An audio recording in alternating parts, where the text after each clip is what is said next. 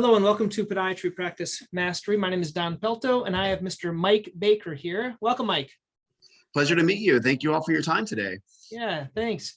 So you told me you've been in kind of the healthcare industry for 20 years, working with different things, and you're kind of really excited about this new kind of opportunity here for podiatrists, for healthcare providers. So kind of tell me your story. Kind of, are you an entrepreneur? Kind of tell me your background in these things.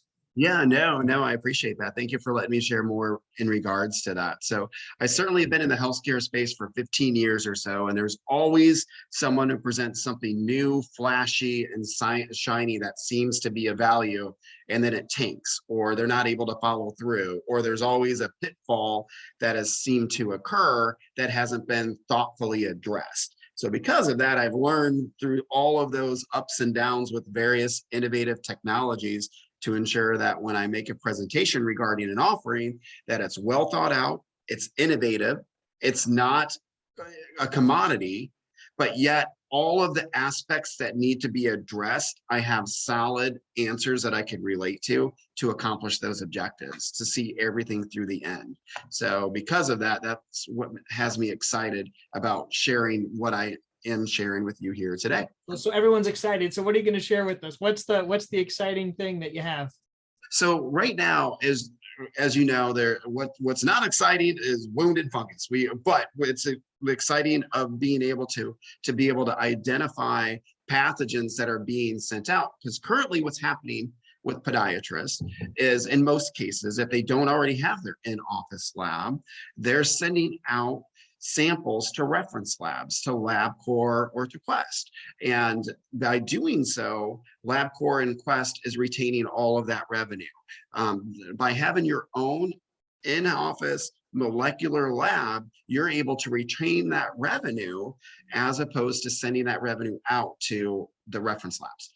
Interesting. I think you're the second person I've talked to about this. And for, like, with anything, it's about 7 contacts, right? Before, yeah. before you turn on something. So let's kind of tell me about this. Tell me about the common objections that doctors have, kind of some revenue numbers. Like I'm just telling you the conversation in my head, and I'm very open. I think, yeah, I can hardly keep my staff occupied, like seeing my patients, and I'm so short on staff. How can I do something else? And do I have space? And is it going to be a pain, or will it be great? So tell me a little bit about that.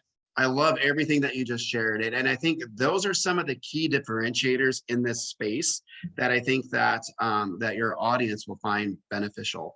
So on the onset, it sounds exciting and appealing that by doing 5 tests a day can easily generate a net revenue. And we have ways to back this up to authenticate it, but to just put a revenue example in place. So if a practice is doing roughly 100 tests a month of doing wound and fungal, you're talking about generating between $25,000 and $35,000 in net profit to the practice Per month.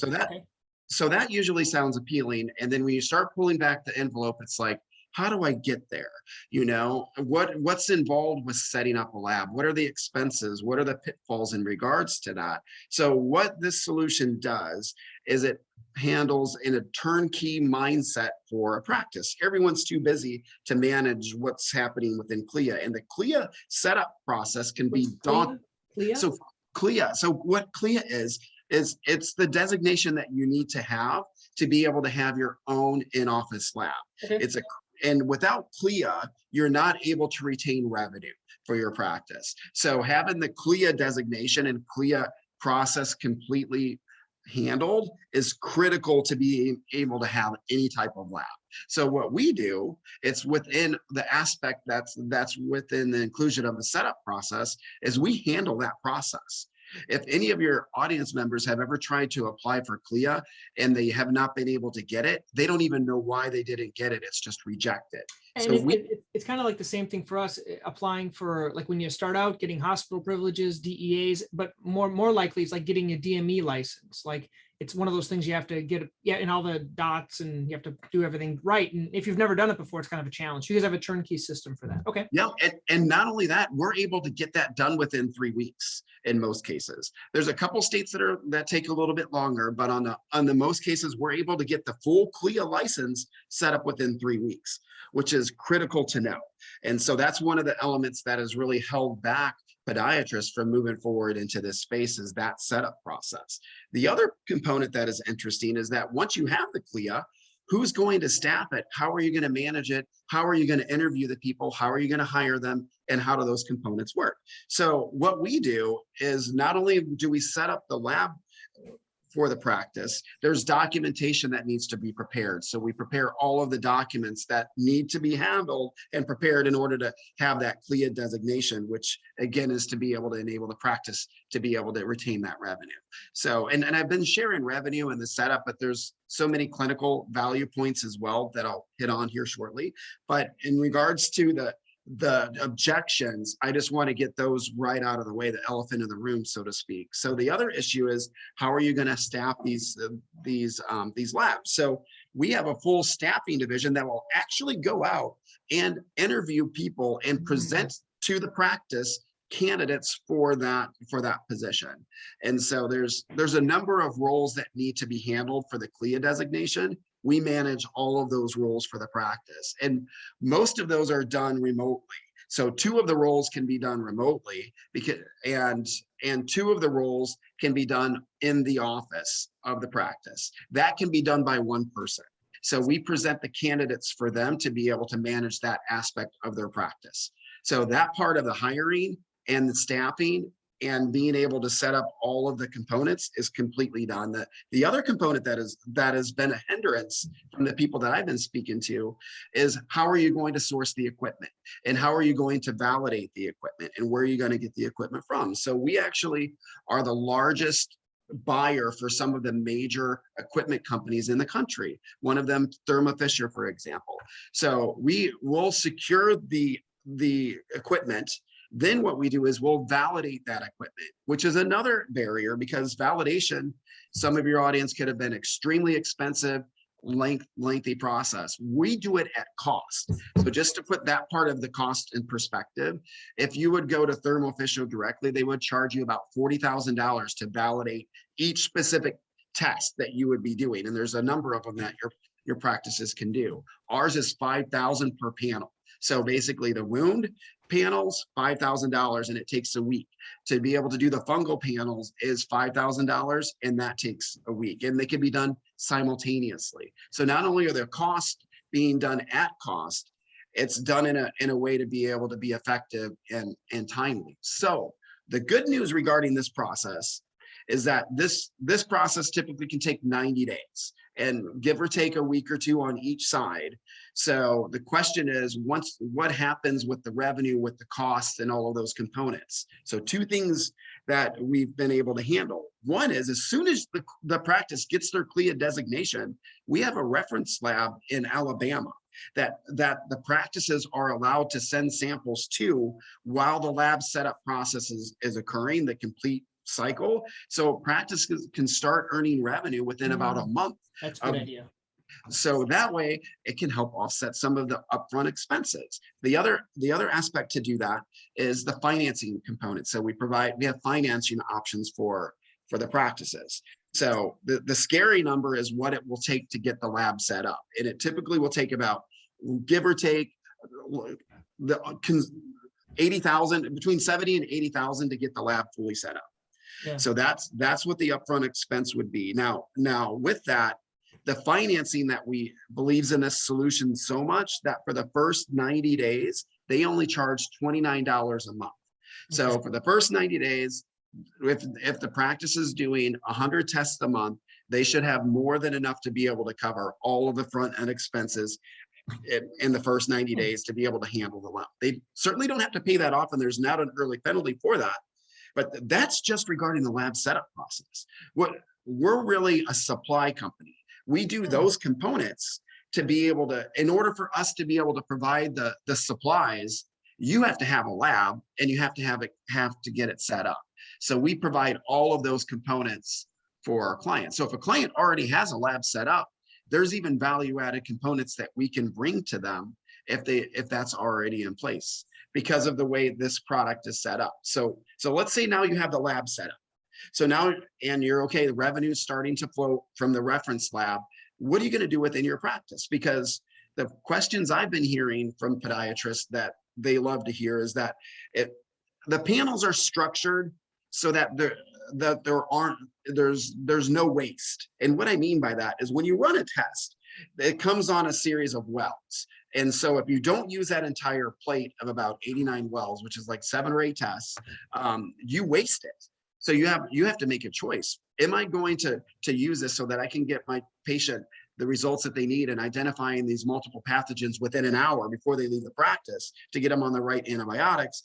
Or do I wait until I fill up the panel before I do the test? That's the struggle that people have. But with us, they're tearaway plates. I know that seems simple, but no one on the planet does a tearaway plate. So that is a big key differentiator in the planet. The second key differentiator is that the plates are fully prepared. So what that means is that you don't have to have expensive reagents that are there, and the staff that's there doesn't have to spend their time preparing the samples before they add the specimen of the patient, which can take about 45 minutes to do that component. All of the plates and panels are fully prepared. All they have to do is to put the toenail clipping or whatever it might be into the sample, run it, and it's done in an hour. That's it. No one else on the planet has fully prepared plates. So that reduces the amount of time and staff that you would need to staff it, and it's completely done. So the number, go ahead. The other component is the number of pathogens that are identified. So we typically double or triple the number of pathogens that are being identified for the panel. So for example, our wound panel is identifying 18 different pathogens and 7 different antibiotic resistance markers. And then on the fungal side, we're also identifying 25 different pathogens. So in comparison, when someone is sending out a test to do culture and sensitivity, what happens, and this is why Medicare, it's great for Medicare, it's great for Medicaid, even though the reimbursements are solid, because it saves Medicare money. And the reason why, when you're sending out these samples to do culture and sensitivity, it's going to only identify the dominant pathogen. So sometimes it can be tricky and it takes multiple tests to identify what's really going on with the patient. When you do molecular PCR testing, it's identifying all of these pathogens simultaneously. So regardless if there's a dominant pathogen or not, you're going to see all of the pathogens. And why that's important, especially in wound, is you're now going to know which antibiotic resistance markers are in place, and it will tell you which antibiotics not to prescribe to the patient within an hour of doing that test. Interesting. And now these tests, who does, like, we usually get like a pathology report or whatever, a lab report. Who does that? So your lab tech will run a report for you immediately as soon as those results are completed. So you're going to know within an hour. So they'll print the report and we can put it to the chart and stuff like that, right? Yes, sir. Wow. So I think this is kind of a front edge type technology. It sounds like it. So from the sounds of it, it's kind of like we buy the kind of like the razor handle. You guys have the razor heads, and you're helping teach me how to shave, and that's the benefit, right? So we'll buy them from you, type of a thing. And you have the best system around, maybe a little bit more expensive, but they can snap off. Exactly. That's kind of what I'm hearing from you.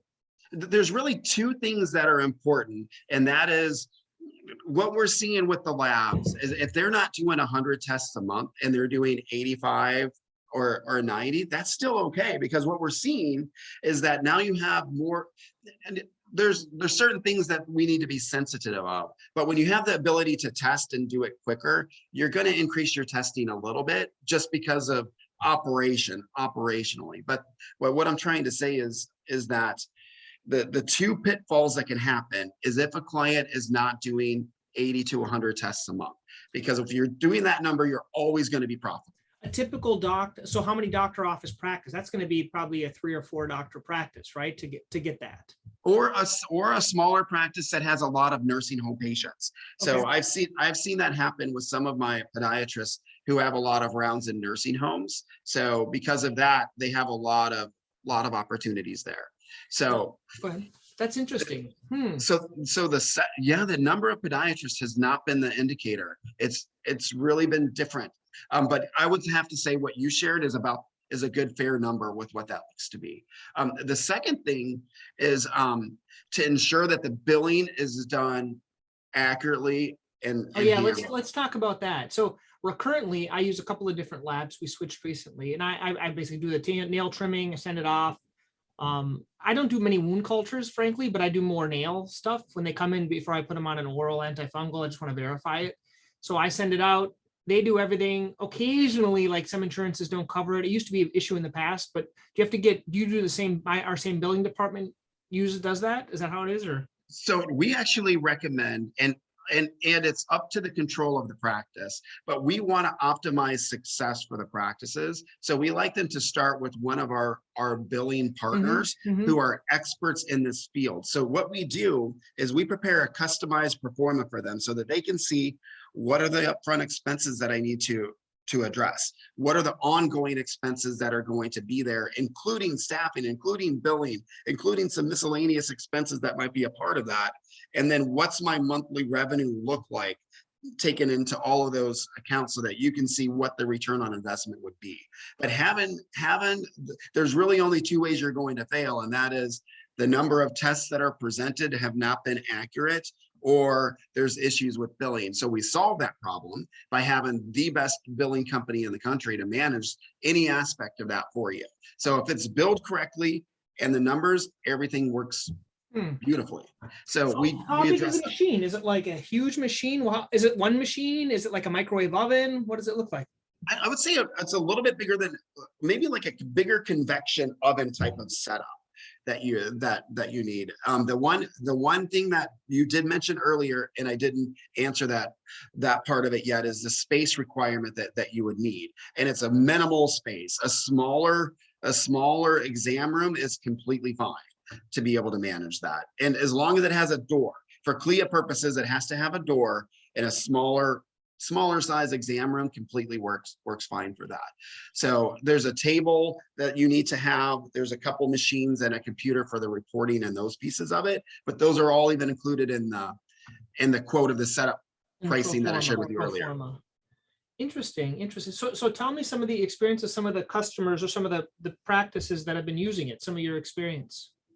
So what I'm hearing more than anything is that they'll want to put a lab in one of their locations, and then they're couriering it out to some of the other locations to be able to do it. So that if you have a practice with 3 or 4 podiatrists, they don't have to have a lab in each one of those locations. So you can use one lab to be able to manage that aspect of it. And the lab can only be used for your NPI number. So you can't use that for anyone else. I think the feedback that I'm getting that's been receptive is they love that they don't have waste. That's been the biggest deal. Yeah. So they can test when they want to test without having to waste it. And I think like the trend, so for example, if you I always like to look at other similar areas, like a big trend as I've been talking to other bigger practices is they're doing like in-group MRIs, right? You're seeing like, you're probably like your best, we're talking marketing and sales here, but your best niche would be other offices that have in-office MRI already. Why? Because they have enough patients to feed that MRI. They have enough, they're used to doing in-office stuff. And so this would be a great adjunct to that. So find out, I'm just kind of giving you some ideas, who has in-offices MRIs, or find an in-office MRI company and say, hey, can I have your customer list, and we'll kind of work on them together. Because I think that's going to be, you're going to have a sweet spot, because people that are already doing that, maybe already doing DME, certain things like that, they're already used to doing some of these other things. But this is really at the forefront, in my opinion. Maybe has it already been done? And I would think who would do it more would be like dermatologists and plastics. I don't know who kind of was at the forefront of doing this. Is it podiatrists, or are there other professions that are doing it? So yes, absolutely. And so the key markets of success, believe it or not, is podiatry. Some of our best clients have been on our plan for a few years, and they love it. And it's been very successful for them. But that's urgent care. It's great because some of the panels that we're doing, we also do respiratory panels. We do COVID panels. We do some other. Oh, you guys do the rapid STD. COVID thingies? The rapid COVID things? No, well, it's molecular PCR COVID. Yeah, So but those are the quick one, the ones that usually, if you send them out to take a long time, but if they have the machine, that must be your type of machine in the office, they can do it within yes, an hour. Okay, yes. that's your thing. Okay, cool. Yes, so we have various panels that works for, so primary care markets work well for us as well. Hmm. So primary care, urgent care, podiatry, anyone that's in the respiratory field, and reference labs that are already in place, because we're able to help them become more efficient and save expenses Hmm. because of using our technology. Having the plates completely done is a really big deal. It saves them an incredible amount of expense to be able to have those reagents that they need to have, and the time in preparing those panels. It's extremely expensive. So let's just say you're doing a fungal plan, a panel, right? The reimbursement for Medicare is roughly about $720, somewhere in that area, to be able to do it. So that's how, and Medicaid's a little bit less depending on where those different components are.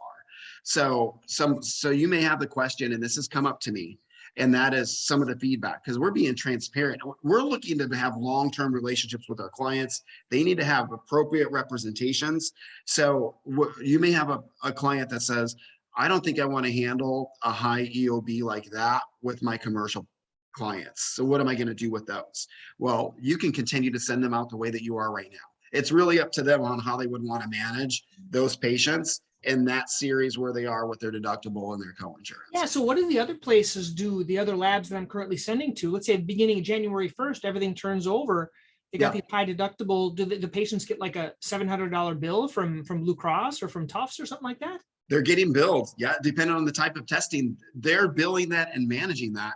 But that's the Medicare reimbursement for doing those examples. So it really is crazy that that much revenue is going out the doors that you could be retaining for your I practices. would just think I would get more. I just think in my head, the conversation in my head is, I think I would get more complaints of private, not Medicare, because no one, they maybe look at the EOB, but they don't complain.